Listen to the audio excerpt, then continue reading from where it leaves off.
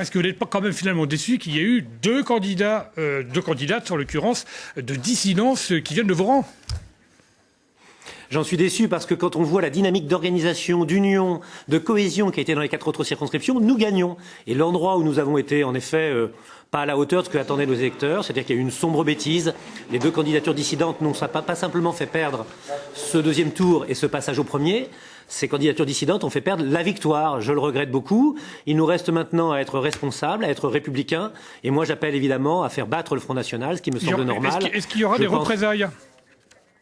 Je ne sais pas s'il y aura des représailles. Il n'y a pas de représailles au Parti socialiste. Il y aura des discussions, on se parlera. Je pense qu'une fois de plus, oui, il y a un recadrage. Les dissidences ont été la désunion, et la désunion et la dissidence, ça a été le lit de la défaite. Donc s'il n'y a pas de recadrage, et qui plus est, dans les 4 autres circonscriptions, les scénarios qu'on avait prévus, les méthodes qu'on avait mis au point, la volonté d'être unis ont fonctionné, on gagne. Eh bien donc ceux qui ont joué le scénario de la défaite ont eu tort, et puis avec nos 4 bons candidats qui se sont remarquablement bien battus, ils ont eu raison. Donc maintenant, il suffit d'être responsable, et j'espère que nous ferons en sorte que les candidats de l'intolérance ou de l'extrémisme ne soient pas élus, y compris à Vernon, où nous sommes passés à côté d'une grande chance, c'est-à-dire celle d'une victoire qui était celle de Jérôme Bourlet de la Vallée et qui était, ce soir on le sait, mathématiquement possible.